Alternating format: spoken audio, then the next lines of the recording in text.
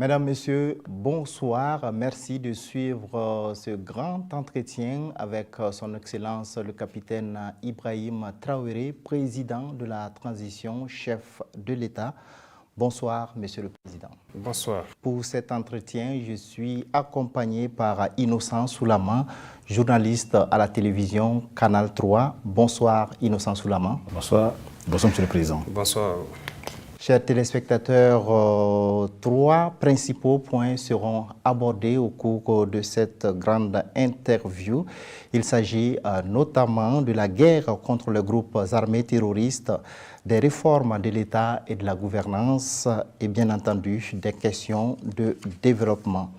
Monsieur le Président, merci de nous recevoir au palais de Koulouba pour parler de la situation nationale et de la conduite de la transition. Aujourd'hui, plus de 7 mois après votre arrivée au pouvoir, comment vous vous sentez avec cette tâche titanesque de reconquête du territoire national? Merci à vous. Comme vous l'avez si bien dit, une lourde responsabilité, une tâche titanesque, et due au contexte sécuritaire difficile. Mais nous rendons grâce à Dieu parce que jusque-là, nous tenons bon et nous pouvons dire que nous sommes galvanisés et l'espoir est là parce que à l'analyse de la situation actuelle et vu donc l'itinéraire emprunté, donc nous sommes rassurés, nous sommes convaincus que nous sommes sur la bonne voie et vu aussi ce que le peuple nous laisse voir, ça nous motive. Alors justement, lors de votre première grande interview avec la presse, vous affirmiez que la guerre n'a pas encore commencé. C'était en début février. Aujourd'hui, où en sommes-nous? La guerre a-t-elle commencé? Merci. Je vois qu'il y a eu beaucoup de polémiques autour de la question. Je peux dire aujourd'hui que nous sommes à l'introduction. Nous avons introduit la guerre. Voilà. Des phases plus intenses viendront. Mais pour l'instant, ça a été introduit, comme ce que vous pouvez constater avec des opérations ça et là. Mais des phases plus intenses viendront au fur et à mesure que nos capacités opérationnelles et surtout logistiques vont monter. Justement, ces derniers temps, l'armée mène régulièrement des frappes aériennes contre les positions des terroristes. La guerre est-elle seulement aérienne? Non, la guerre n'est pas seulement aérienne. Mais c'est plusieurs phases que je ne peux pas vous décrire ici. C'est tout un plan qui est là. Et il y a une phase importante. Et chaque étape, vous allez aussi sentir les changements. Aujourd'hui, certes, il y a beaucoup de frappes aériennes, mais au sol, les troupes progressent. Et comme vous pouvez le constater très souvent, ils sont à l'offensive vers l'ennemi. Et donc, ce n'est pas uniquement aérienne, mais nous avons besoin aussi de cette phase aérienne pour le renseignement et l'appui. Justement, Monsieur le Président, parlons justement donc de la guerre et de sa notion. Beaucoup vous reprochent justement donc cette stratégie, la guerre, elle est coûteuse. Comment vous expliquez aux Burkinabés cette option? Mais la guerre, nous ne l'avons pas choisie. Elle nous a été imposée et nous la ferons. La guerre n'est pas coûteuse, elle n'est pas plus coûteuse que nos vies que nous perdons. Donc, il faut la faire. C'est la seule option qui est là. Voilà. Je ne sais pas si vous avez d'autres options, mais pour nous, c'est la guerre. On nous a attaqués, on se défend et nous allons nous défendre. Nous allons défendre notre territoire, coûte que coûte, vaille que vaille. Alors, dans cette guerre, Monsieur le Président, quelle est la situation sur le terrain quand on voit toutes ces offensives qui sont menées par l'armée burkinabé? Bien sûr, la situation sur le terrain, il faut reconnaître que les FDS et les VDP que nous avons sont engagés. Il y a le cœur et il y a la rage. Et ils sont encore plus galvanisés en fait par la population, par le peuple. Voilà. Pour avoir été sur le terrain, je sais ce que ça fait lorsqu'on se sent soutenu. Ça nous motive, ça nous galvanise, ça nous pousse vers l'avant. Et c'est aussi le message que nous leur passons souvent, très souvent quand on passe les voir. Veillez sur leur sommeil, c'est-à-dire les populations civiles. Veillez sur eux quand ils dorment, veillez quand ils mènent les activités.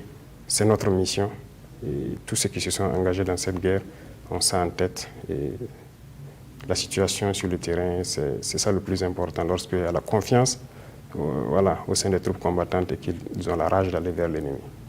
D'accord. Alors, malgré cette offensive, Monsieur le Président, on a l'impression que les capacités des groupes armés terroristes restent importantes quand on se réfère donc aux récentes attaques comme celle du camp de VDP de Waïguya ou bien celle d'Ouragou. Alors, qu'est-ce que les Burkinabés doivent penser aujourd'hui? Bien sûr, il faut dire que nous avons pendant longtemps fait une erreur et d'évaluer, de minimiser la menace, notamment que ce soit l'effectif de l'ennemi ou sa capacité de nuisance.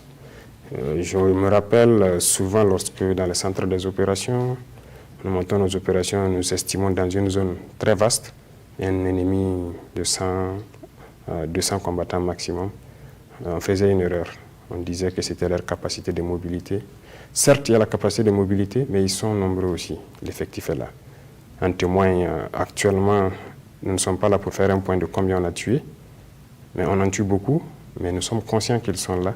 Voilà pourquoi nous sommes en train de recruter et nous équiper en conséquence. Quelle est justement donc la situation justement donc du territoire à votre arrivée aujourd'hui par rapport donc aux différentes opérations qui sont menées? Est-ce que nous avons aujourd'hui une bonne partie sous notre contrôle? Alors, c'est une guérilla, si on peut le dire. Le terrorisme, c'est une guerre d'infiltration. Depuis certaines opérations, il y a plusieurs zones où les terroristes, c'est-à-dire, ils ne sont plus basés. Mais nous ne les considérons pas comme conquises, parce que comme je l'ai dit, il y a plusieurs phases. Voilà. Il y a des zones où vous allez aller aujourd'hui tourner, il n'y a pas de terroristes. Mais nous n'avons pas encore permis à des populations de repartir là-bas, parce que nous attendons un certain niveau avant d'être sûrs de les sécuriser. Mettre un plan en place avant de les installer. C'est comme il y a plusieurs zones aussi où les populations sont retournées. Mais il y a des zones aussi où des populations continuent de se déplacer. Il y a plusieurs facteurs qui expliquent cela. Et nous ne pouvons pas tout de suite dire que nous sommes à tant pour cent ou ça, parce que même tout ce qui a été libéré, nous ne sommes pas installés. On ne part pas s'installer comme ça. On s'installe avec un minimum de précautions. Donc, le plus important, c'est d'attritionner l'ennemi au maximum. Qu'ils sentent que nous n'avons plus cette idée de tergiverser. Nous sommes prêts à affronter à l'offensive.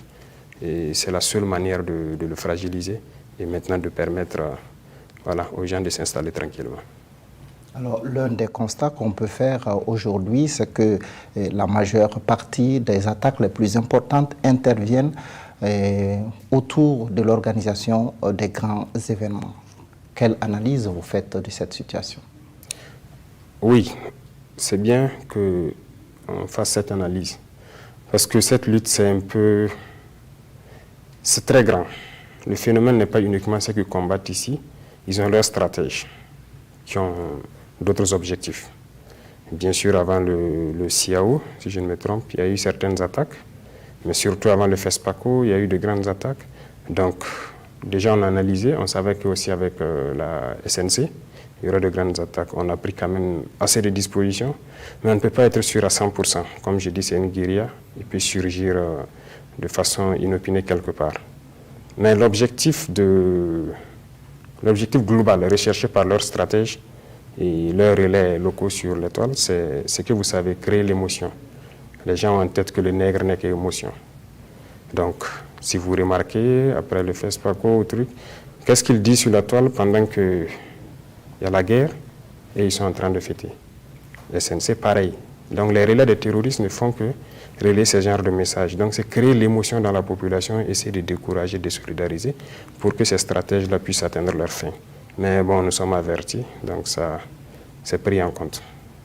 Alors, Monsieur le Président, le renforcement des capacités de l'armée est un axe majeur pour la reconquête du territoire national. Où en sommes-nous justement aujourd'hui en termes de réorganisation de l'armée, de recrutement et de formation, et bien entendu également en matière d'acquisition de matériel? D'accord. Nous ne pourrons pas tout vous détailler parce qu'il y a des choses assez sensibles. Mais ce que nous pouvons seulement vous dire, c'est que nous avons un concept qu'on nous a imposé qui n'est pas forcément le bon. Voilà, je prends un exemple. Si vous faites attention, le dernier recrutement des 5000, les conditions de recrutement sont différentes des recrutements depuis quelques années. Parce que nous avons nous sommes posés juste quelques questions simples que vous pouvez vous aussi vous poser. Alors, lorsqu'on veut recruter un soldat, on dit il le faut le CEP. Le CEP, c'est juste quelqu'un qui sait lire et écrire la langue française. En quoi est-ce que c'est un critère de combativité? Lorsqu'un soldat est recruté, pour avoir du galon, c'est-à-dire pour faire le certificat d'arme numéro 1 ou numéro 2, il faut impérativement qu'il sache écrire et lire le français. En quoi est-ce que c'est un critère de combativité? Donc c'est ce que nous avons vu et nous avons compris que la combativité, être combattant, n'a rien à voir avec le diplôme. Les terroristes, tels qu'ils sont, ils n'ont pas le premier diplôme militaire, ils n'ont pas. Mais ils combattent de grands diplômes. Il y a donc cette conception qu'on nous a imposée, que d'abord nous avons vu que ce n'était pas la bonne, et il faut restructurer ça. Et dans ça, il faut réorganiser, c'est-à-dire recréer une armée qui répond à nos attentes. Lorsque vous prenez le cas de l'Agi Europé à son âme, c'est un officier tout fait. Il a des centaines d'hommes qui menaient au combat. Mais ça ne veut pas dire que forcément il ne sait pas lire et écrire. On ne peut pas le considérer comme un officier. Ils sont pleins qui sont dans les milieux des VDP, qui ont des centaines d'hommes. Donc il y a cette conception de la chose qu'il faut d'abord avoir. Donc il faut restructurer, réorganiser pour trouver d'autres types d'unités pour s'adapter au mode de combat de l'ennemi. Et l'équipement aussi, ça va de pair. Parce que je vois que ça tombe bien, des gens ont perverti certaines idées, que nous avons dit que c'est des petits problèmes logistiques, et voilà, c'est un truc. Oui, ce n'est pas de petits problèmes logistiques en tant que tels. Nous avons dit petits problèmes logistiques parce que nous avons résolu ces problèmes-là. Je vais vous dire quelque chose. Quand vous prenez le côté équipement, alors, il n'y a pas bien longtemps, nous étions là, nous voyons. Dans l'armée, peut-être vous allez trouver 4 à 5 soldats, peut-être pour une Kalachnikov. Lorsque les gens sont sur le terrain, ceux qui partent les relever venaient s'entasser à Fada, à Kaya, pour attendre que d'autres ramènent les armes et les moyens avant qu'eux ne repartent. Même les équipements individuels, gilets, casques et tout. Mais en quelques mois, nous avons résolu ce problème. Aujourd'hui, nous sommes en mesure, chaque soldat est en mesure d'avoir une Kalachnikov, ses 4 chargeurs, gilet, casque. Ça, c'est résolu.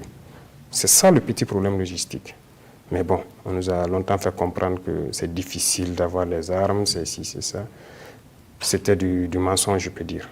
Nous l'avons acquis en quelques mois, les gens sont équipés, les VDP qui sortent par milliers, que vous voyez même ceux qui sont un truc, ils sont équipés, formés, gilets, casques, armes, vous remarquez sûrement à travers les reportages sur le terrain, ils sont équipés. Donc, ça va de pair, et l'équipement tactique et l'équipement stratégique, ça vient. Voilà pourquoi nous disons que nous sommes à l'introduction, parce que nous sommes peut-être à 1/10 de ce que nous souhaitons. Voilà.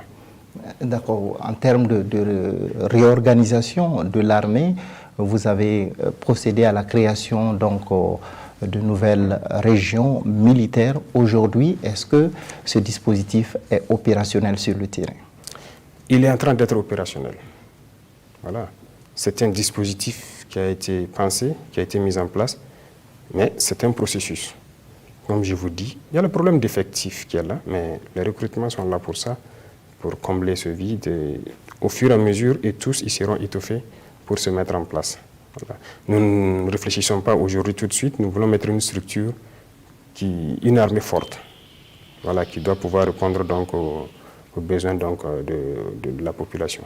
Alors, Monsieur le Président, notre armée aujourd'hui, aussi avec les VDP qui combattent, quel est aujourd'hui le niveau du moral de la troupe et quel est donc le niveau de motivation? Parlons de primes, est-ce qu'aujourd'hui ce sont des questions aussi résolues? Aujourd'hui, vraiment nous pouvons dire les combattants sur le terrain, ils sont motivés. Ils sont plus que motivés, ils sont galvanisés. Et souvent, nous parlons même je vois certains qui s'amusent à faire des vidéos, des petites vidéos, pour prouver qu'ils sont prêts à combattre, ils sont prêts à défendre leur population et tout. Ben, nous les sensibilisons que les réseaux sociaux, ce n'est pas très bien. Mais c'est pour prouver qu'ils sont très motivés. Ils sont très motivés. Et les soldats sont encore plus motivés de voir des populations qui décident de s'engager pour les accompagner. Donc, si c'est le moral, ils ont le moral. Voilà. Et ce qui est très important, c'est quand ils voient qu'on est en train d'acquérir, de se soucier du côté armement, de l'équipement et tout ça, ça motive le soldat. Alors, et la question de l'efficacité des volontaires pour la défense de la patrie sur le terrain? L'efficacité, ce n'est plus à démontrer. Ils sont efficaces. Du moment qu'ils acceptent de se sacrifier pour la patrie déjà, c'est plus qu'efficace. Nous leur donnons un b.a.-ba, mais il sera du devoir de ceux qui sont sur le terrain de continuer à les entraîner pour qu'ils deviennent encore le professionnel. Sinon, les VDP, ils ont fait leur preuve. Il y a beaucoup de localités, vous entendez très bien, ils font leur preuve. Actuellement, ceux qui sont avec nos hommes, c'est mixé. Voilà, ils combattent très bien, et ils sont très courageux, ils sont très efficaces. Voilà. Alors, qu'est-ce que vous pensez justement de ceux qui pensaient que l'option VDP n'était pas la bonne pour le Burkina? Est-ce qu'ils ont proposé notre option? Il ne s'agit pas de critiquer, il s'agit de proposer. L'option VDP, je tiens à vous dire, ce n'est pas nous qui avons d'abord commencé ce concept VDP. Si je sais que vous êtes bien au courant. Voilà, ce concept VDP existait, mais nous avons trouvé que ce n'est pas la meilleure façon de faire. Nous avons décidé de nous impliquer plus. Les VDP étaient formés et laissés à eux-mêmes. Et nous avons jugé que ce n'était pas la bonne formule. Il faut qu'ils soient accompagnés. Aujourd'hui, les VDP, et les militaires, les autres forces, police, gendarmerie, ils sont mixés. Donc les VDP ne manœuvrent plus seuls. Donc ils sont accompagnés. Donc si quelqu'un dit que ce n'est pas la bonne formule, peut-être que c'est la formule ancienne de laisser seuls aller faire ce qu'ils veulent. C'est ça la bonne formule? Je ne sais pas. Mais c'est la bonne formule. Et nous tirerons beaucoup de combattants. Je vous ai dit que c'est une porte d'entrée dans l'armée. Voilà. De ces VDP, tous ceux qui souhaiteront intégrer, nous allons les intégrer. Parce que c'est des combattants, c'est des patriotes. Justement, qu'est-ce que vous pensez du niveau de mobilisation des Burkinabés en faveur donc du fonds de soutien patriotique, qui est un fonds qui est destiné en tout cas à équiper et à soutenir les VDP sur le terrain? Je suis satisfait. Et vraiment, c'est tout ce qui nous motive en fait. Lorsqu'on sent que le peuple a pris conscience et qu'ils ont décidé de prendre leur destin en main, ça nous motive et ça motive encore plus les soldats sur le terrain. Je vais vous dire quelque chose, il n'y a pas longtemps, il y a un chef de détachement qui a pris fonction, donc qui a relevé un autre. Il m'a laissé un message que j'ai lu et je l'ai appelé immédiatement. Il me disait qu'il arrivait dans ce village et les villageois là-bas ont cotisé, venus le remettre pour qu'ils transmettent, pour mettre dans le fonds de soutien de VDP. Et lui, il était très ému. Et quand il m'a dit, moi aussi j'étais très ému. Je me suis dit, mais comment ces gens aussi éloignés, dans cette situation sécuritaire délétère là-bas, ces soucis de cotiser pour le fonds de soutien patriotique. Et ils sont nombreux dans la brousse qui ont des difficultés, parce que pour les ravitailler, on prend souvent assez de jours pour aller les ravitailler et tout ça. Ils vivent difficilement, mais ils contribuent. Donc, n'en parlons pas de ceux qui sont en ville. On a pris beaucoup de mesures, on a instauré certaines taxes et tout. La population a accepté. Donc, c'est très satisfaisant. Ça veut dire que les gens ont compris l'esprit que nous devons nous battre nous-mêmes. Et donc, nous, on ne peut que saluer ça. Malgré justement donc, cette mobilisation aussi, vous aviez décidé, à travers un décret, donc, de faire la mobilisation générale et la mise en garde. Est-ce que vous pouvez nous expliquer pourquoi cette option déjà? Oui, la mobilisation, la mise en garde, je pense que c'est des dispositions légales donc, que l'autorité peut être amenée à prendre en fonction de la situation. Voilà. Cette mobilisation, je pense qu'il y a eu une conférence du directeur de justice militaire qui a expliqué.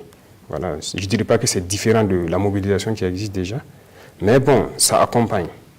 Parce que nous sommes en guerre et je vois souvent certains qui parlent de qu'on va brimer les libertés, ainsi de suite, de nous interpeller. Il ne s'agit pas de ça. Voilà. Mais seulement, il faut que les gens comprennent qu'on ne peut pas laisser le libertinage aussi se faire parce que nous sommes en guerre. C'est la patrie qui est en jeu. Et si le soldat ou le VDP qui est au fin fond là-bas, qui dort dans sa tranchée, il a abandonné plein de libertés pour défendre la patrie. Donc il n'y a pas de raison que nous et vous, ici à l'arrière, nous ne puissions pas aussi abandonner un peu de liberté pour soutenir. Donc dans le texte de mobilisation générale de mise en garde, voilà, il y a beaucoup de choses qui seront prises en compte, notamment les réquisitions et tout. Donc je pense que vous avez bien lu. Voilà, on pourra réquisitionner que ce soit le personnel ou le matériel et beaucoup de services quand même. D'accord. Justement, Monsieur le Président, cette mobilisation fait craindre à certaines personnes, en dehors des questions de liberté, certains pensent à leurs biens. Leurs biens? Oui, qui pourront peut-être être mobilisés dans le cadre de cette guerre. Oui. Dans le texte de la mobilisation générale, je pense qu'il doit être mis en place dans les différentes régions des commissions de réquisition. Alors, même s'il y a lieu de réquisitionner des biens, je pense que c'est sur des bases aussi légales. Toutes les conditions sont décrites donc dans le texte. Donc, ce n'est pas dire qu'on on va venir retirer tous ces biens qui ne puissent pas vivre. On va évaluer, ça ne sera pas fait de façon désordonnée. Il y a des commissions qui siègent pour ça. Voilà. Alors, Monsieur le Président, qui parle de guerre, parle de renseignement. Notre renseignement aujourd'hui est-il efficace après les changements à la tête de l'ANR? Oui, je peux vous dire oui, le renseignement est efficace. Il y a plusieurs opérations quand même qui ont été menées sur base de renseignement et de renseignement très fiables. Ils sont aussi en train de monter en puissance. Il faut acquérir beaucoup de moyens électromagnétiques et les moyens humains sont en train d'être déployés aussi, des capteurs et tout. C'est très important. Déjà, je pense que vous suivez souvent l'actualité. Il y a beaucoup de choses qui se font sur base de renseignement. Voilà pourquoi, quand le renseignement est précis, le plus rapide, c'est les vecteurs aériens. Et souvent, les troupes au sol donc, font le ratissage. Donc, on peut dire que ça travaille très bien. Est-ce qu'on peut déjà parler justement de cette attaque déjouée à Armbida? On en a appris. Qu'est-ce qui s'est passé exactement, sur la base, bien sûr, donc, des renseignements dont vous parlez? Je ne vais pas vous décrire comment ils ont trouvé le renseignement, mais Armbida, ce n'est pas isolé. Ça tombe bien qu'on puisse parler de ça. C'est une grande manœuvre, donc, qu'on suivait depuis quelques jours, depuis donc, notre présence d'ailleurs à Bobo et tout. On suivait, c'est une grosse manœuvre. C'est comme je dis, il y a les stratèges qui réfléchissent à la manœuvre et ils actionnent les pions. Armbida devait se faire en même temps qu'un autre événement à Ouagadougou ici. Donc, on suivait tous les deux. Ici à Ouagadougou, moi je n'ai pas pu suivre, mais je sais que d'autres services ont suivi. Il y a eu des montages pour essayer de s'en prendre à un chef coutumier et aussi essayer de mettre en conflit les populations. Donc, ce montage, on le connaît. Et ceux qui sont à la manœuvre, on les connaît. C'était juste pour essayer de créer un semblant de désordre à Ouagadougou. Et on allait déployer beaucoup de forces pour sécuriser sur le chef coutumier, pour sécuriser d'autres personnes. Ça fait une image. Et dans le même temps, d'autres acteurs donc, devraient frapper quelque part. Ça fait deux. Et le lendemain, les relais locaux sur la toile devraient donc sortir quelque chose. Et donc on savait. Donc nous, on était concentrés plus sur l'autre côté où des civils, beaucoup de gens allaient mourir. Donc on savait que l'ennemi a infiltré, il a des véhicules piégés. Et c'est où il allait frapper. On était à cette analyse jusqu'à la dernière minute où on a pu quand même savoir c'était où. Dieu merci, on les a détectés vers 1h quand ils partaient pour l'action. Et on a frappé et détruire tout. Donc, et exactement, pendant le même temps après, on a appris que l'événement qui devait se déclencher aussi a été déclenché. S'ils avaient réussi leur coup, on aurait dit qu'il y aurait beaucoup de morts. Pendant ce temps, on déploie des forces ici pour, soi-disant, protéger le pouvoir. C'est ce qui allait sortir le lendemain. Voilà, pendant que les gens meurent, ils sont là à déployer des troupes pour juste garantir leur pouvoir. Ils allaient accentuer sur ce phénomène. Donc, c'est pas... rien n'est anodin. Et beaucoup de choses sont liées. Alors, ça nous permet de parler de ces velléités de déstabilisation du pouvoir. Est-ce que ce sont des informations qui sont avérées? Bien sûr, c'est avéré. Nous vivons cela depuis, je dirais, novembre-décembre.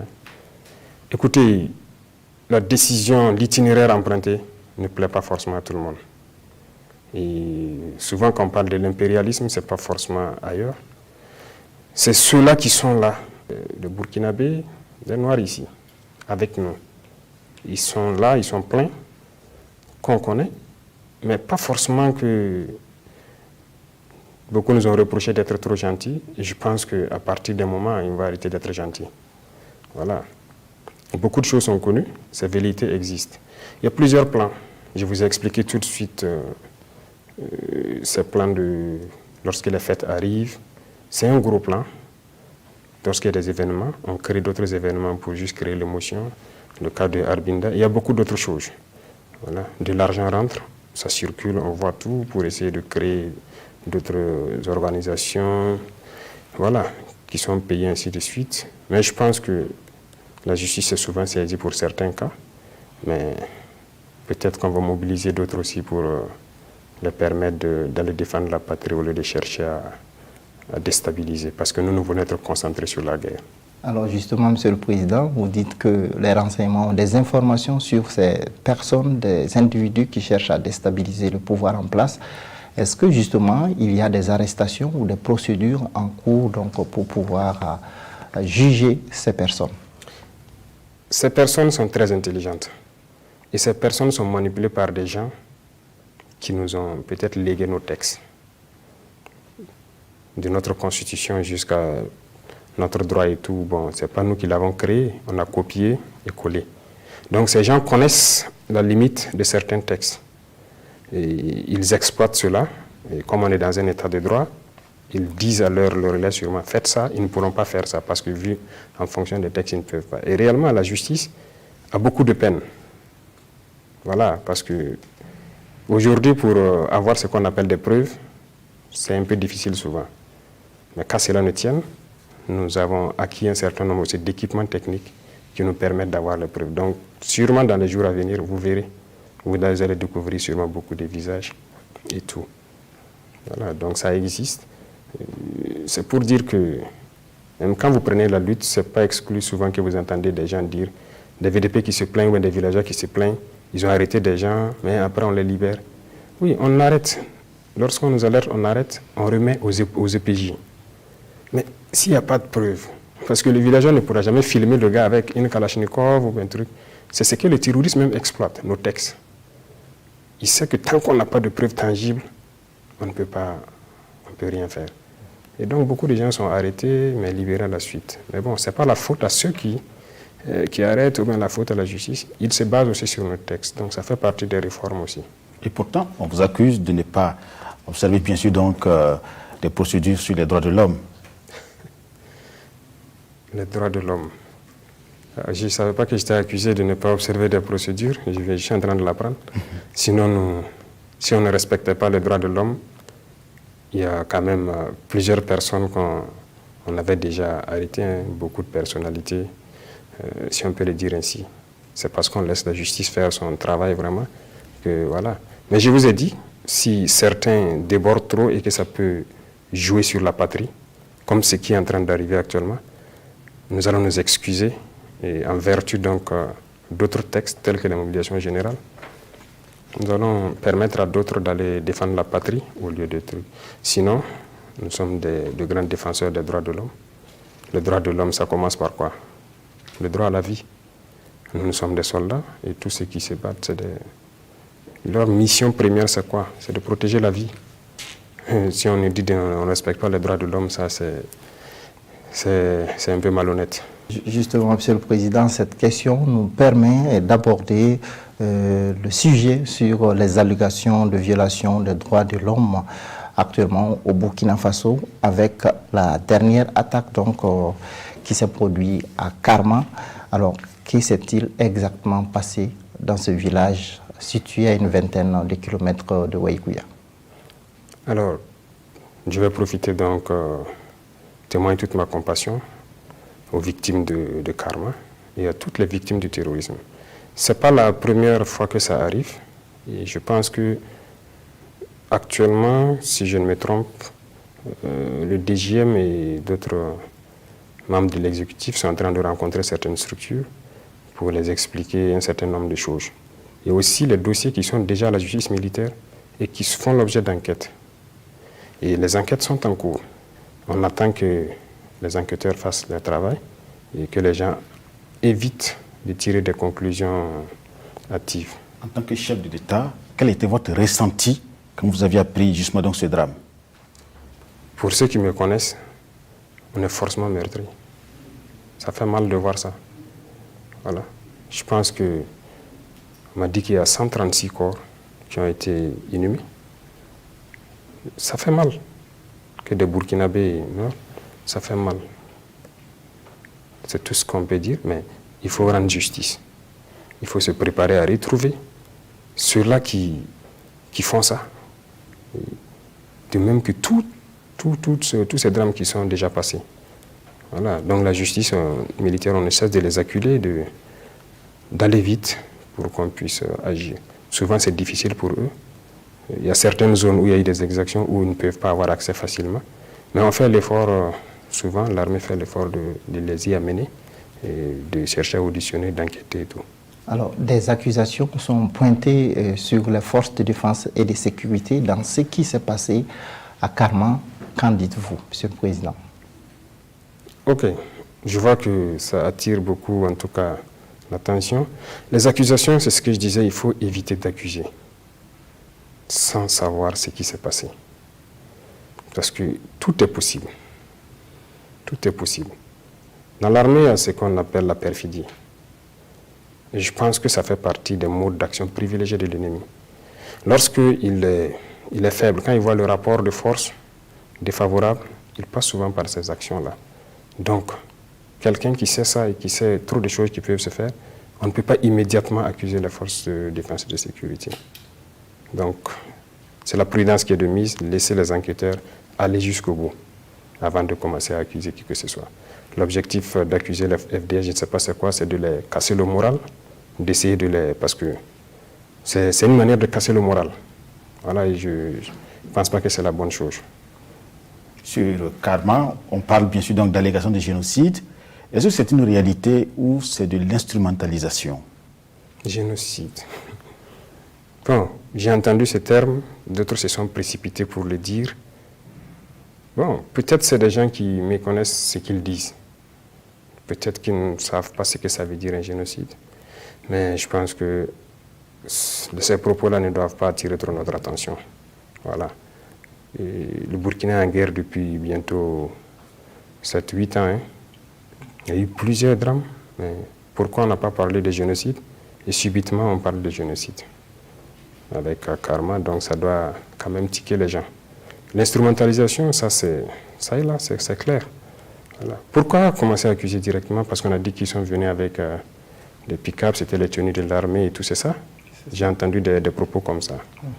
Mais pendant cette guerre-là, l'armée a perdu ses blindés, l'armée a perdu ses pick-up, il faut le reconnaître. C'est avec l'ennemi. Les tenues, ce n'est pas nous qui les fabriquons. On paye les tenues de l'extérieur. Donc, combien de fois on a été attaqué par des unités qu'on croyait être nos propres unités? Demandez à ceux de Tueni. Des gens sont venus avec des blindés de l'armée jusqu'à rentrer dans la base, commencer à écraser des soldats, ils ont compris. C'est pas nous. Hein? À Kadiel, il y a une attaque, on a ramassé des corps. 11 corps, croyant que c'était nos corps.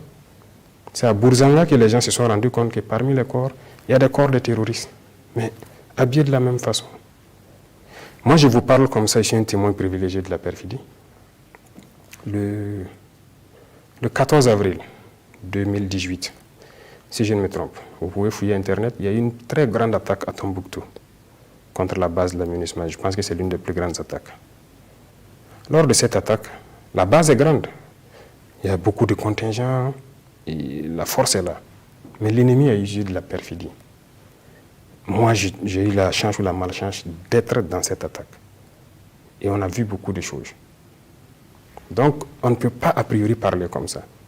Même toutes les forces étrangères qui étaient là-bas peuvent témoigner. Vous pourrez retrouver sur Arte un documentaire, je pense, qui parle de cette attaque.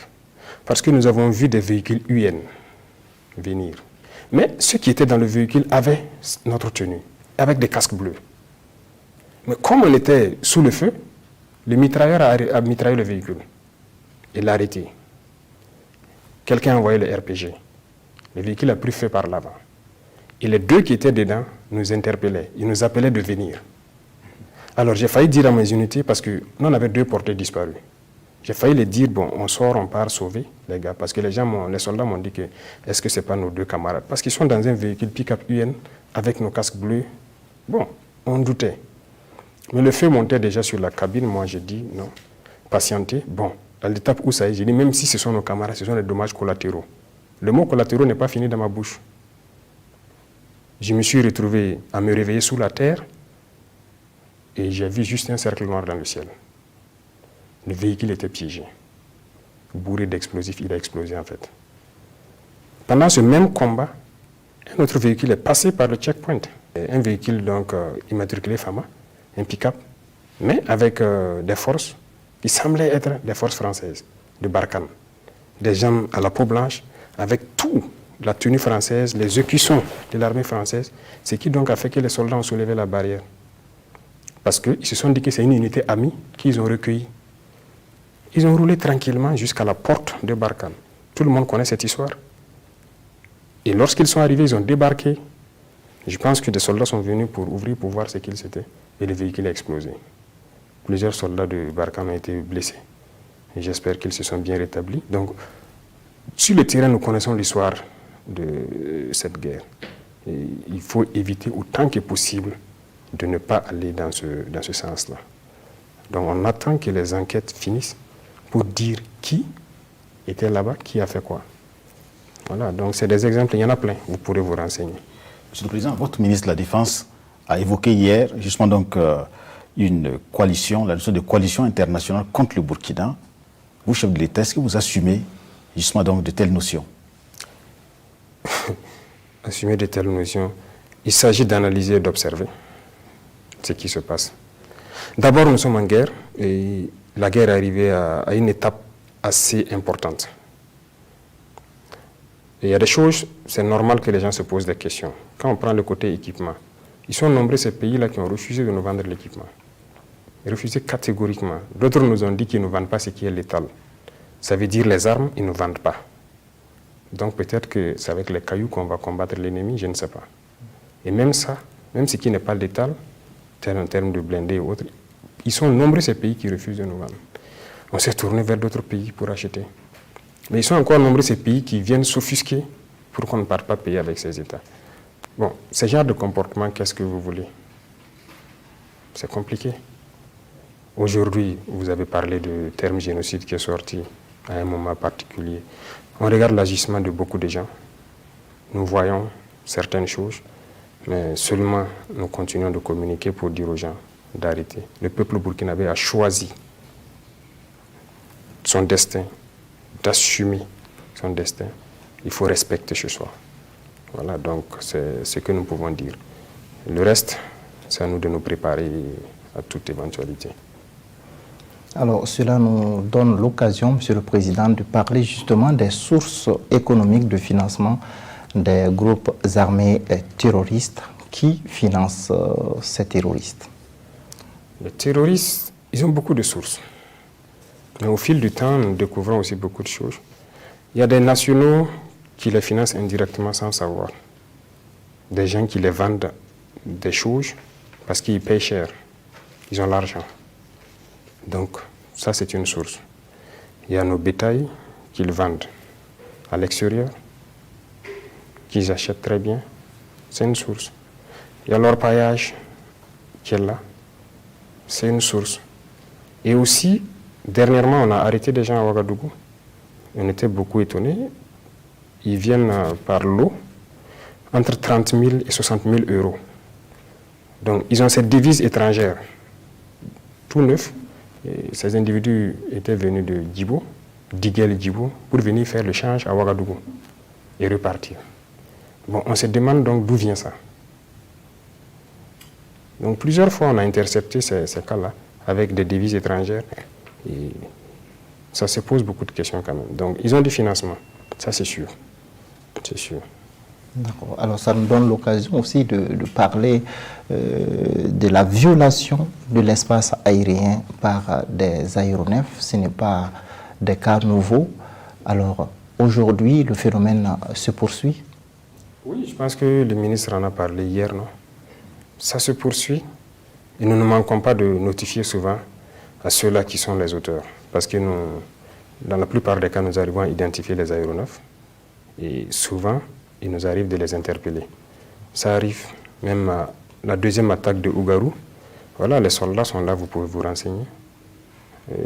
Dans la veille, dans la soirée, ils ont été survolés plusieurs fois par des aéronefs. Il y a 3-4 jours de cela au Sahel, il y a eu des survols. Voilà.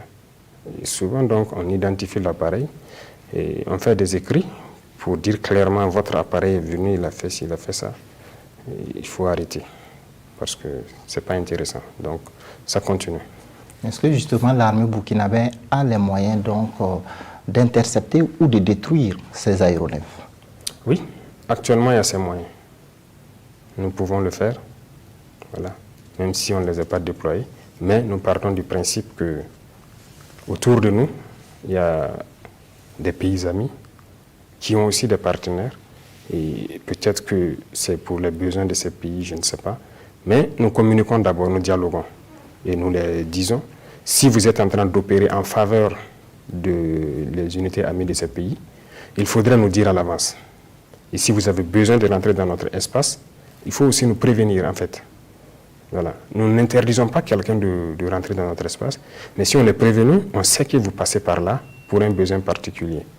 Parce que souvent, pour attaquer les groupes armés, on peut reconnaître qu'il faut aussi avoir un autre angle d'approche. Mais lorsque nous ne sommes pas prévenus, ça donne une autre idée. Voilà pourquoi nous ne détruisons pas systématiquement. Donc, on détecte, souvent on fait les notifications, et plusieurs fois ils ont reconnu avoir donc être rentrés, et voilà, pour des missions d'appui à d'autres unités amies, des pays amis. Monsieur le Président, tout à l'heure, vous parlez bien sûr donc, de l'attaque de Ougarou. Parlons bien sûr donc de la première attaque. Quand même, Ougarou, c'est dans une zone quand même un peu difficile, beaucoup isolée. Mais quand on regarde donc cette première attaque, au moment où les événements se déroulent, les réseaux sociaux sont inondés sur le bilan. Comment cela se fait-il?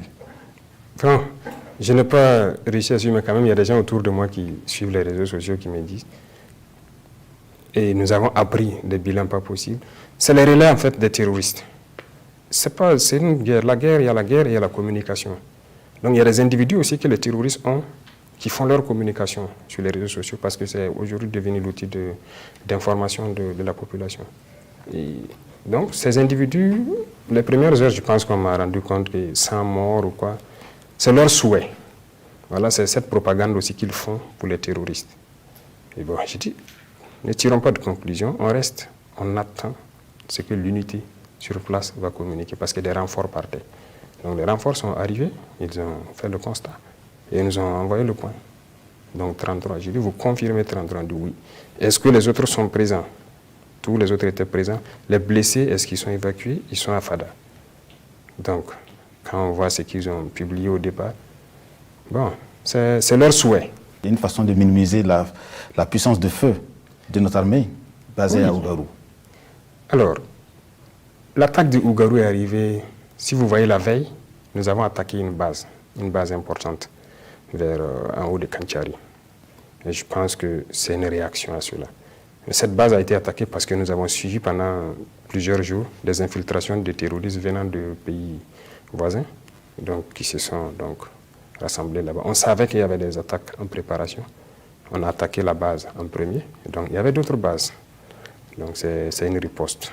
Mais on a une capacité de réaction. Voilà. Ils sont revenus, je pense que beaucoup sont actuellement en tout cas en enfer. Voilà, c'est ça le plus important. Et ça fait partie, c'est la guerre.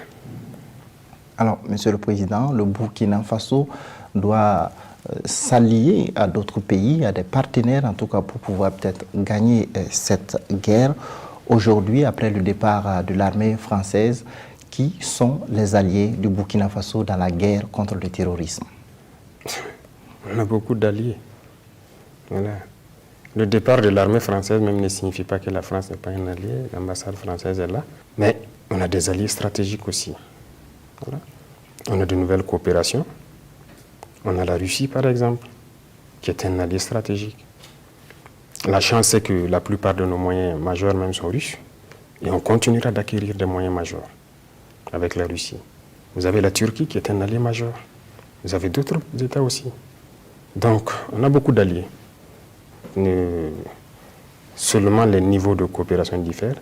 Et on va coopérer avec ceux qui souhaitent nous aider dans cette guerre. et accepter nous vendre des équipements, accepter nous accompagner. Voilà. Alors, Monsieur le Président, avec la Russie, alors les populations burkinabées attendent ou attendaient beaucoup, en tout cas, de cette coopération. Est-ce que vous êtes satisfait justement de cette coopération militaire avec la Russie? Bien sûr. Je suis satisfait. La coopération existe il y a longtemps. Hein, mais là, on est en train de développer, d'aller plus loin. Voilà. Nous sommes satisfaits parce qu'on arrive à échanger sur ce que nous cherchons comme moyens, accompagnement et tout.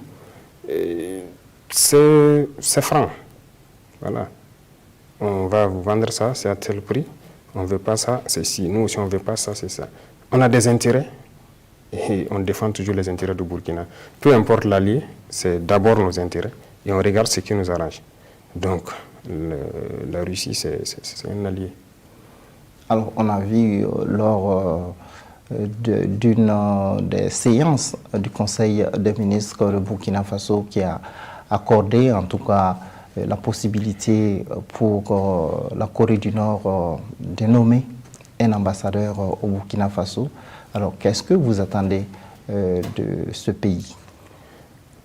Bien sûr, c'est la même chose. Notre défi est sécuritaire, mais aussi le développement, parce que les deux partent ensemble. La Corée du Nord a beaucoup de capacités. Voilà. Il faut reconnaître quelque chose. Dans notre armée, jusqu'à aujourd'hui, nous utilisons des armes que la Corée du Nord nous avait données dans les années 85, que nous combattons avec. Il faut leur reconnaître ça. Des armes lourdes nord-coréennes qui sont en service actuellement dans notre armée. Alors, si cette coopération, nous souhaitons encore acquérir des armes là-bas pour combattre, il y a beaucoup d'autres domaines où nous pouvons vraiment coopérer. Donc ça aussi, c'est en cours.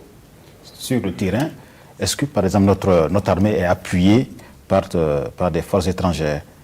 On entend souvent, jusqu'à présent, on parle souvent donc de présence de Wagner. Non, notre armée, jusqu'à l'heure où je vous parle, combat seule.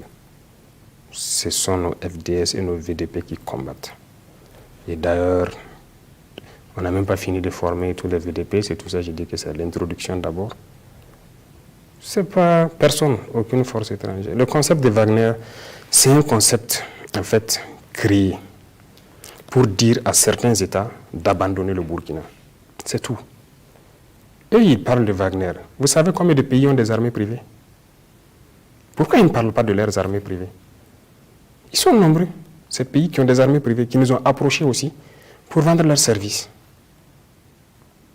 On a refusé. Wagner aussi, c'est une armée privée. Mais pourquoi se cantonner sur Wagner? C'est juste un concept. Un concept pour dire aux autres de s'écarter du Burkina, de ne pas travailler avec le Burkina, ceci parce que, bon, ils ont leurs intérêts géopolitiques et stratégiques. Ça ne nous regarde pas. Pour l'instant, ce sont des forces burkinabées qui se battent jusqu'au jour d'aujourd'hui. Et le reste, on verra bien. Dans la sous-région, quel est bien sûr donc l'état donc des rapports du Burkina avec les pays voisins? Bon, ça va.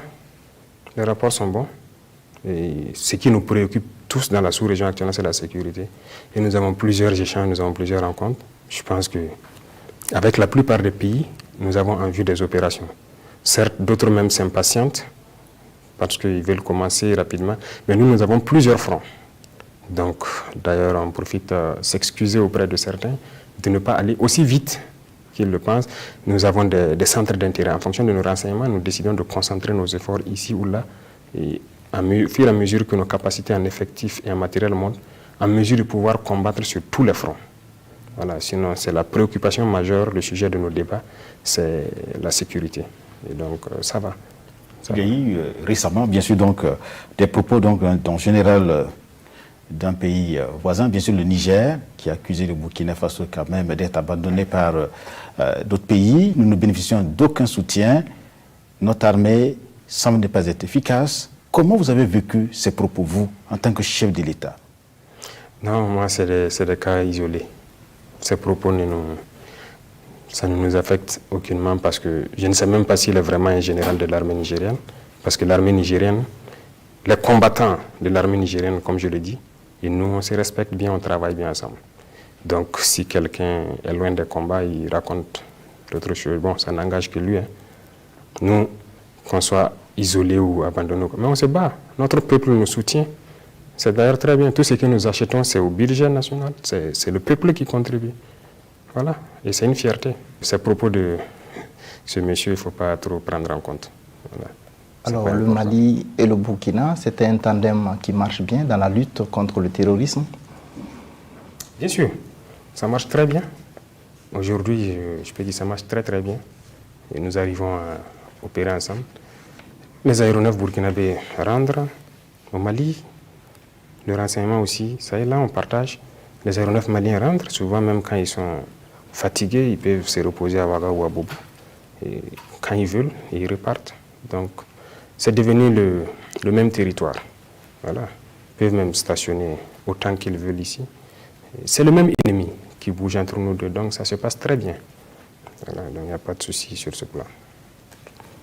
Alors, Monsieur le Président, on va aborder peut-être le deuxième point de cet entretien. Il s'agit donc des réformes de l'État et de la gouvernance. Justement, sur ce plan, qu'est-ce que le gouvernement de la transition fait sur le terrain pour pouvoir réformer l'État et lutter contre la corruption? Bon, il y a beaucoup de réformes en cours. Et la réforme majeure pour lutter contre la corruption, si vous voulez, c'est la digitalisation.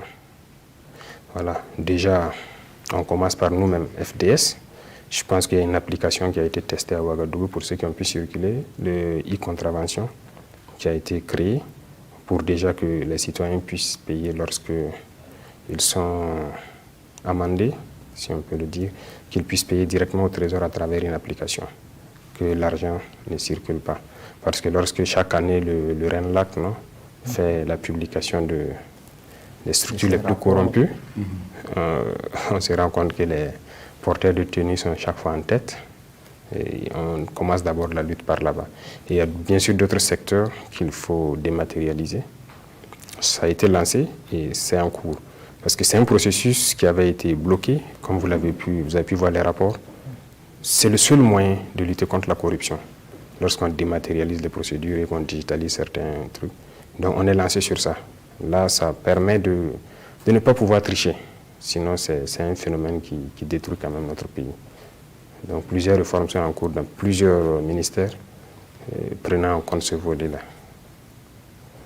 Alors, toujours sur ce plan, la cession de certaines mines, notamment celles de Tambao et de Ineta, donc, sont considérées par certaines personnes, certains analystes, comme étant des cas de corruption au sein du gouvernement. Bon, nous avons entendu ces analystes-là. Qu'est-ce qu'ils proposent, ces analystes? C'est trop facile de s'asseoir sur un plateau et débattre de très mauvaise foi, peut-être. Qu'est-ce qu'ils proposent? Quand on prend Inata, Inata est abandonné depuis longtemps. Vous savez qui exploite Inata? Ce sont les terroristes. Peut-être que ça ne plaît pas à ces gens-là qu'on donne Inata à quelqu'un. Peut-être c'est pour ça qu'ils s'offusquent. Sinon, je pense que ça a été clairement, la procédure est claire. Ce n'est pas cédé, le montant même du permis a été diffusé, je crois. Ils vont payer, ce serait les mêmes conditions, ils vont payer les mêmes taxes, l'État a ses intérêts dedans, ils vont faire les infrastructures pour profit de la population. Tout ce qui doit être fait doit être fait. Et d'abord, pour exploiter Inata, il faut sécuriser Inata. Donc, sûrement qu'on va même plus nous aider à pouvoir sécuriser ces zones-là, à mesure qu'ils s'installent. Ceux à qui on donne ont tout intérêt à ce qu'il y ait la sécurité. Mais si quelqu'un voit ça comme un problème et qu'on n'a pas été assez clair, toute la paperasse est là, ils peuvent prendre et puis se rassurer que toutes les procédures ont été respectées. Voilà ce que je peux dire. Sur le plan politique, récemment, vous avez rencontré les acteurs politiques qui sont venus exprimer leur soutien au président de la transition, au chef de l'État. Quels sont vos rapports aujourd'hui avec cette classe politique? Non, c'est des Burkinabés comme tout le monde. On reçoit presque tout le monde, il n'y a pas de problème. Ils sont venus exprimer qu'ils soutiennent. Je dis juste que le soutien doit être sincère. Voilà. Je pense que quand je les ai rencontrés, j'ai dit ça dans la salle. Il ne s'agit pas de proclamer, il s'agit de prouver, de faire. Et j'espère qu'ils vont le faire et soutenir sincèrement. Est-ce que vous avez l'impression justement qu'ils sont sincères? Moi, je ne peux pas avoir l'impression. Si je dis que j'ai l'impression, on va dire que c'est subjectif, c'est pas... Voilà. C'est à eux de me prouver. Il faut qu'ils posent des actes pour prouver qu'ils nous accompagnent. Voilà. Peut-être que si demain, la classe politique cotise pour venir donner que c'est la contribution de tous les partis politiques à l'effort de guerre, je serais très content, j'aurais vu quand même un acte concret. Voilà. Et beaucoup d'autres choses. Qu'est-ce que vous attendez d'eux, concrètement? Qu'ils participent. Je les ai dit qu'ils participent à la lutte contre ces groupes armés. Parce que si nous voulons aller vers les élections, il faut qu'on combatte. Et le plus tôt serait le mieux. Donc ils s'investissent sérieusement. Voilà. Ils ont des possibilités, ils ont des partisans, ils ont tout. Il faut qu'ils s'impliquent. Déjà, en tout cas, certains, lors du recrutement des VDP, certains partis ont dit quand même à leurs militants de s'enrôler et tout. C'est salutaire. Voilà. Certains aussi ont proposé des solutions par écrit que nous analysons, hormis la solution négociation qu'on a mis dans la tête des gens. Ça, c'est hors de question. Voilà. À part ça, toutes les autres options, s'ils ont des propositions de solutions, il y en a qui ont des bras dans la communauté et tout. Ils n'ont qu'à actionner tout ce qu'ils peuvent actionner et participer à la vie. Les réformes aussi, ils vont intervenir parce qu'il y aura une commission où ils vont s'asseoir aussi, que ce soit le code électoral et beaucoup d'autres choses en matière de démocratie. C'est à eux de s'entendre et créer un modèle. Voilà. Alors, vous insistez sur ce point, pas question de négocier avec les terroristes? Non, on ne négocie pas. Il n'y a pas 1 centimètre de ce territoire-là qu'on va négocier. On ne donnera rien, pas 1 franc du contribuable. Si le contribuable nous donne 1 franc, on préfère payer des armes que de négocier. Je pense qu'on a mis ça dans la tête des gens pour nous garder longtemps dans la guerre. Non. Et ça me permet de rebondir à quelque chose qu'on est obligé de dire, qu'on n'a pas peut-être l'intention. Je pense qu'en 2020, il y a eu des négociations pour tenir les élections. Alors, vous les journalistes, je suppose que vous avez suivi et vous savez ce que ça fait. Peut-être qu'il y a certaines choses que vous ne savez pas, mais nous, en tant que combattants, qui nous fait très mal. On était en détachement en 2020, on a reçu les instructions d'arrêter tout ce qui est opération cinétique. Ça veut dire qu'on ne sort plus de nos bases, on reste statique. Déjà, c'est un mal. Ça fait très mal aux combattants, aux soldats de voir ça. Pire, on a été nargués. Les terroristes nous ont nargués. Demandez à ceux qui étaient à Kelbo en son temps. Ils ont appelé des villageois à les montrer l'argent dans des valises, de venir dire aux militaires que voilà, le gouvernement ne peut pas les combattre. Ils négocient avec eux, ils ont même donné l'argent. Voilà ça, ils sont venus nous dire. Donc de venir dire aux militaires et aux VDP de déposer les armes. Les gens sont vivants, vous pouvez vous renseigner. Et ceux qui forçaient sortir en son temps, il y a des militaires qui ont été punis. Ceux qui étaient à Bourzanga, ils sont témoins. Les VDP ont été attaqués, ils ont eu 3 tombés. Le détachement est sorti pour aller les aider à ramener. Ils ont été attaqués. Ils n'ont pas été appuyés. Et pire, on a dit qui les a dit de sortir. Plusieurs personnes ont connu cette situation. Ça a fait tomber la combativité. Donc les militaires étaient découragés. Ils ne savaient plus c'est quoi ce problème. Et ça persistait tellement que les gens partent en détachement pour juste s'asseoir. Voilà le premier problème que ça a amené. Deuxièmement, l'argent qui a été donné aux terroristes. Parce que ça, les gens ont vu. Voilà, même ceux qui sont à Djibo aussi peuvent témoigner. Les véhicules qui venaient de Nitouama puis continuaient vers Nassombo avec des valises. Voilà, peut-être à l'armée de l'air, vous aurez des preuves. L'argent est sorti. Ils ont pris cet argent, ils se sont équipés. Ils se sont bien installés. Et c'est à partir de ce moment que nous avons commencé à entendre des voix d'enfants au poste. Parce qu'ils ont payé beaucoup de transmissions, ils ont créé un réseau. Et une fois que le réseau a été bien créé, bien stabilisé, ils ont commencé à détruire tous les pylônes. Nous, nos populations ne peuvent plus nous alerter. Et eux, puisqu'ils ont un autre système de communication, et ils ont commencé à détruire tout le système de communication qui existait. Troisième chose négative, ça a coupé le lien entre nous et les populations.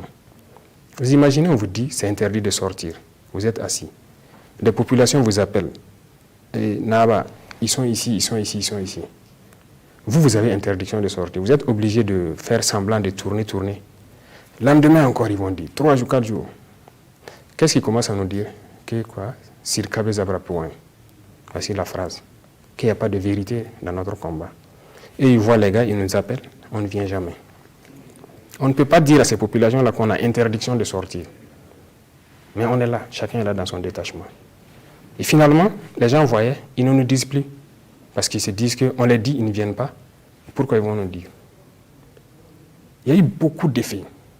Voilà ce que négocier donne. C'est juste déplacer le problème. Il n'est pas question de négocier. On va combattre. Voilà. Il n'y a pas de temps mort pour quelqu'un. D'accord. Vous avez tout récemment parlé de négociations et d'élections. Justement, en ce qui concerne les élections, est-ce que cela reste toujours une priorité pour la transition à l'heure actuelle? Vous avez dit transition. Donc on doit transiter vers ça. Mais en attendant, c'est la guerre. Il faut combattre. Et quand les conditions s'y prêtent seulement, on y va. Si demain même nous pouvons découvrir le maximum de bases et détruire tout, en tout cas anéantir carrément la capacité de ces gens. Mais après demain, vous organisez vos élections. Je pense que la CENI est active dessus avec une partie de l'exécutif. Donc, nous, pourquoi on combat? On combat pour aller vers ça, pour permettre au peuple de faire son choix et permettre aussi à ceux qui veulent être élus de ne pas se limiter uniquement au grand centre, d'aller vers les populations.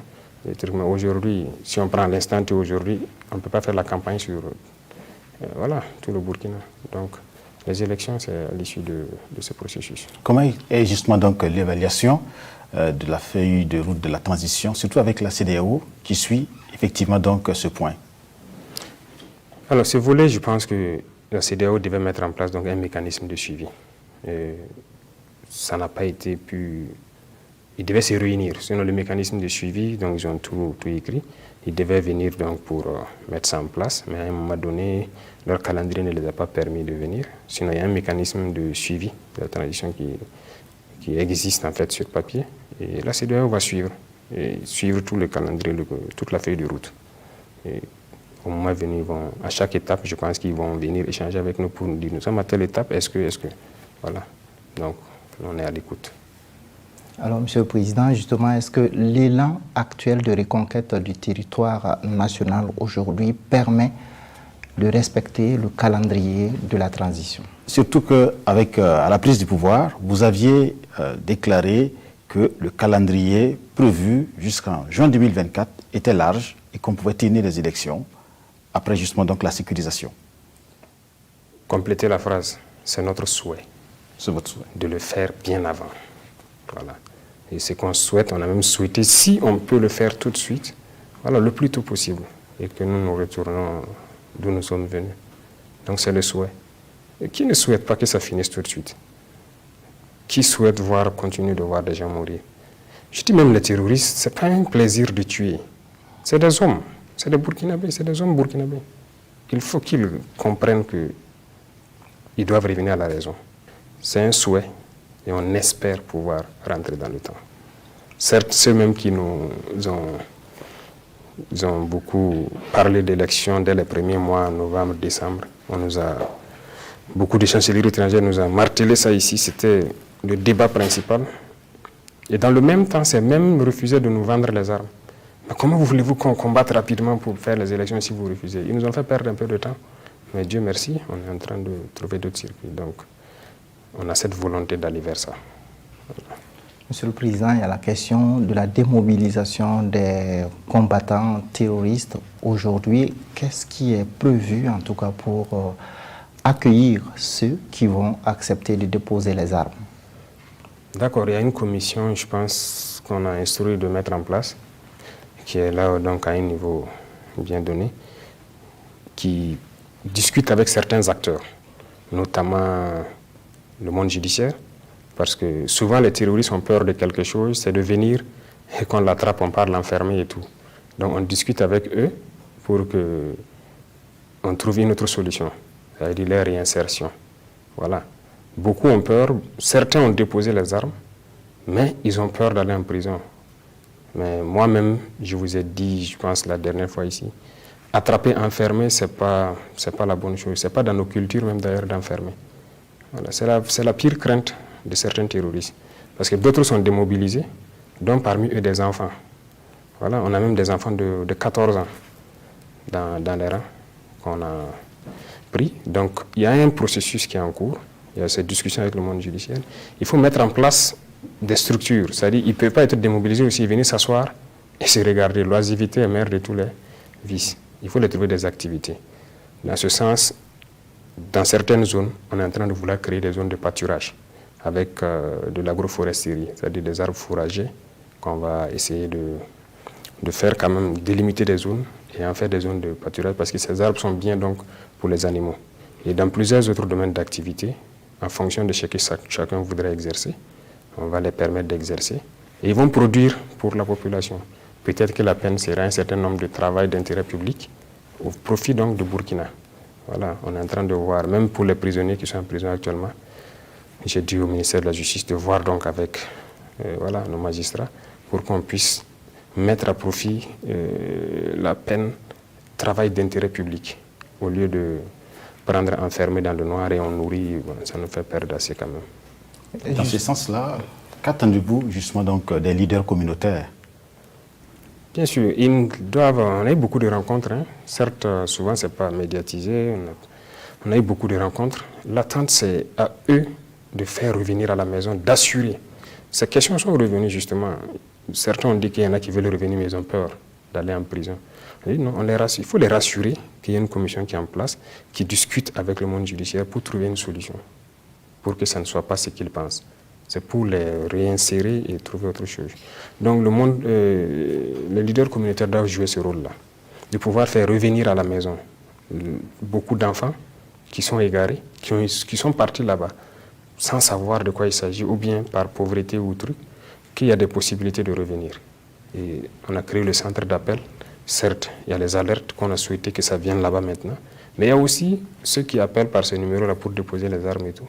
Et les leaders communautaires aussi sont au courant. Donc leur travail, c'est d'inciter les jeunes qui n'en peuvent plus de rester dans la brousse, qui se sentent égarés, qui ont envie de revenir, Et nous donnons toutes les garanties de pouvoir les encadrer et les reconvertir.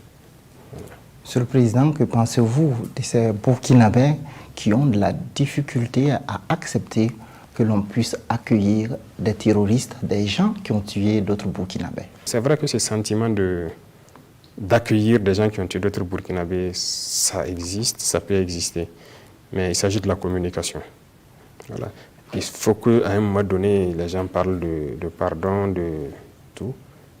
S'il accepte de reconnaître son tort, qu'il était sur le mauvais chemin, beaucoup avouent. Ils disent tout ce qu'ils ont fait comme mal, ils regrettent et tout ça. S'il est prêt à travailler pour produire pour cette population-là, je pense que si on explique, si on arrive à bien communiquer, les gens pourront pardonner. Voilà. Les gens ne sont pas forcément aussi méchants que ça. Alors, parlons à présent des questions de développement. Alors, le gouvernement de la transition travaille sur plusieurs chantiers, notamment des programmes en matière d'agriculture, la bataille de l'eau et justement le secteur de l'élevage. Quelles sont vos actions prioritaires dans ces différents domaines? Non, c'est comme vous le constatez, nous avons dit que le développement, c'est l'une des causes de cette guerre aussi. Pourquoi on a pu instrumentaliser les jeunes? C'est parce qu'ils n'ont rien à faire. Et ils ne mangent même pas leur faim. Quelqu'un qui n'a pas à manger, c'est compliqué.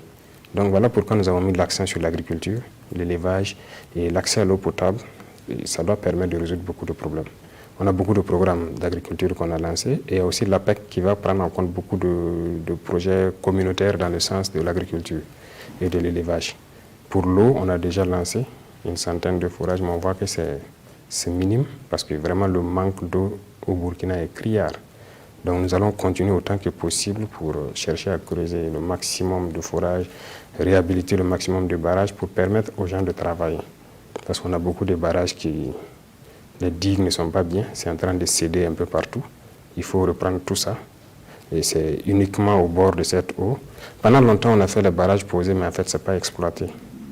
Donc nous voulons exploiter sous ces paramètres-là et permettre quand même aux Burkinabés de manger à leur faim. Les questions d'infrastructure sont également des priorités pour le gouvernement de la transition, la construction de routes. Je pense vous avoir dit à un moment donné que j'étais témoin privilégié du départ des hostilités à Djibo. J'y étais depuis 2014, si je ne me trompe pas, où les jeunes manifestaient pour la route, par exemple, Djibo-Kongossi. Et comme il n'y avait pas de solution, s'il n'y a pas de route, on ne peut rien exporter. C'est-à-dire, ils produisent, mais ils ne peuvent pas envoyer vers la ville. Il n'y a pas de route. Ça pourrit, ils font quoi? Ils ne peuvent rien faire, ils n'ont rien, ils n'ont pas de revenus. Donc la route participe même à cette guerre. Et ça va désenclaver beaucoup de zones. Beaucoup de gens sont dans certaines zones, ils produisent, mais par la route, ils ne peuvent pas accéder. Donc on a décidé de lancer plusieurs routes. Les routes de Fada-Matiakwali jusqu'à la frontière du Niger, Fada-Bogandé, la route de Titao, on souhaite aller jusqu'à Djibo, pourquoi ne pas continuer jusqu'à Dori tant qu'on aura le financement. Kongossi, Djibo aussi, ça a commencé. Les études, il fallait réévaluer les études, ils viennent de finir cette phase, donc les travaux sont en train d'être lancés. Et au sud, à l'ouest, il y a beaucoup de routes que nous avons commencé et que nous allons continuer de réaliser. Voilà. Certains pensent que la transition, le gouvernement de la transition devrait se concentrer justement uniquement sur la guerre, et achever cette guerre et puis laisser les questions de développement donc, au gouvernement élu qui s'installera après. C'est la conception qu'ils ont de la guerre. La guerre, c'est un tout. Il y a les armes, mais aussi le développement. Et l'infrastructure fait partie. Je vous prends l'exemple d'une route au Mali que j'ai connue. La route Tombouctou-Gundam. Vous savez combien de soldats burkinabés on a perdu sur cette route? Les soldats maliens, la MINUSMA, beaucoup d'hommes sont morts sur cette route. Mais le fait d'avoir bitumé cette route, la criminalité a cessé sur la route. Peut-être que ceux qui étaient là à faire les attaques revendiquaient ça. Ils avaient besoin de ça peut-être pour respirer, pour pouvoir maintenant déposer des armes, travailler et pouvoir faire passer leurs marchandises. On n'en parle plus. Ça, c'est très important. Et si les gens ne font pas attention à ça, la route contribue beaucoup à lutter contre le terrorisme. Le développement, c'est impératif. Comment l'ennemi a pu agrandir son réseau de renseignement? Vous trouvez un jeune homme qui est là du matin au soir, il ne peut pas avoir 100 francs. Il est assis au kiosque tous les jours, il négocie 100 francs pour boire du Nescafé. Les terroristes identifient ces gens-là. Ils viennent les voir. Ils leur disent, bon, tu prends ce téléphone, je te donne 30 000 francs. Ton rôle, quand tu vois les FDS sortir, tu nous appelles, tu dis et tu donnes la direction, c'est tout. Vous pensez que quoi? Il va prendre. Il va prendre. Et il va les renseigner. Ils ont un grand réseau de renseignements comme ça. Ils sont au courant de tous nos mouvements. C'est quoi? Ce n'est pas la pauvreté. Mais il faut travailler à ce que ces jeunes hommes-là aient quelque chose à faire. Et la chose la plus facile pour nous, c'est de produire. L'agriculture, les délais sont courts, c'est plus facile. Donc voilà pourquoi nous cherchons le financement pour encourager ce genre de projets de développement, pour que les jeunes ne se lancent plus. Ils seront nombreux qui, lorsqu'ils auront quelque chose à faire, même s'ils renseignent l'ennemi, maintenant il n'est plus obligé de prendre leur argent parce qu'il a quelque chose d'autre à faire. Il va arrêter ça. Donc c'est un tout, la guerre. Monsieur le Président, est-ce que leur sortie du sous-sol burkinabé profitera désormais aux Burkinabés? Bien sûr, c'est l'objectif principal aussi. Nous avons beaucoup de mines industrielles et il faut le dire désormais peut-être, il y a des États qui exploitent nos sols ici, qui refusent de nous aider. Nous les avons interpellés plusieurs fois et j'espère qu'ils vont comprendre l'appel. Mais hormis ça, je vous disais tout de suite que l'or profite à l'ennemi. Donc nous sommes en train de réorganiser l'orpaillage traditionnel parce que c'est beaucoup de tonnes d'or qui sont produits d'abord par l'orpaillage traditionnel mais qui échappent au contrôle. Et donc ça doit nous profiter. L'exploitation industrielle, on va aussi, il y a le code minier qui est en relecture, c'est presque fini. On va revoir ça. Parce que nous produisons de l'or, mais nous n'avons aucune réserve d'or.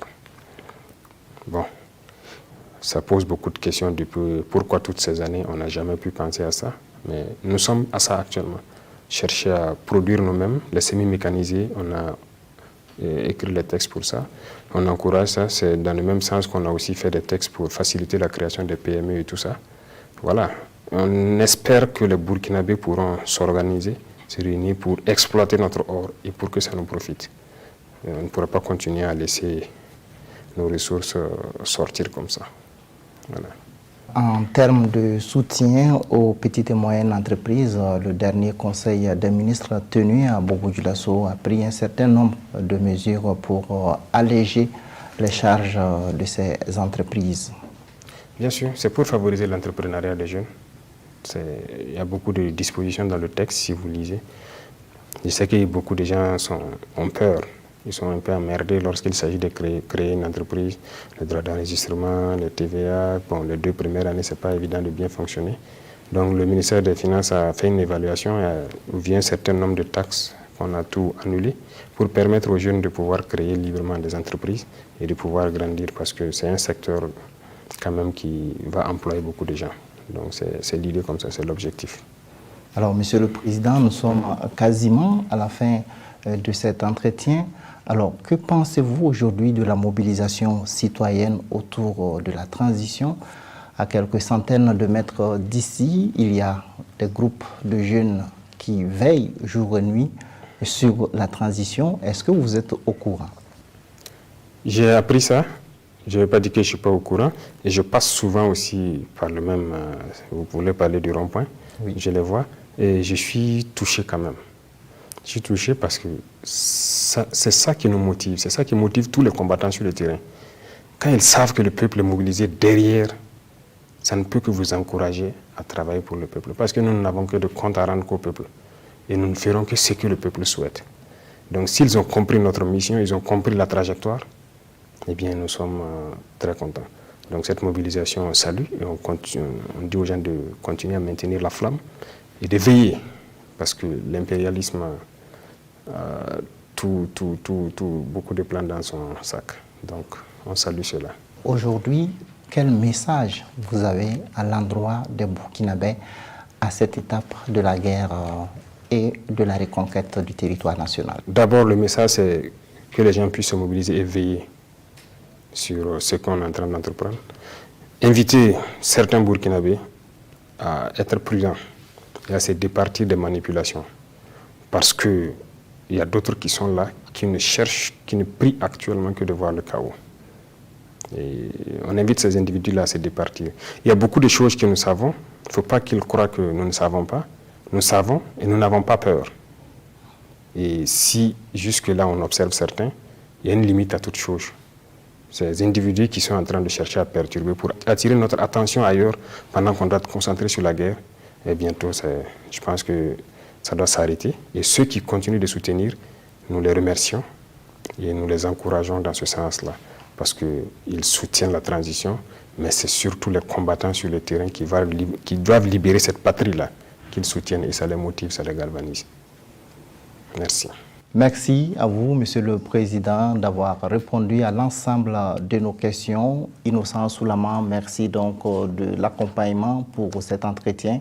À vous, chers téléspectateurs, merci d'avoir suivi cette interview avec le chef de l'État. Restez en compagnie de nos programmes.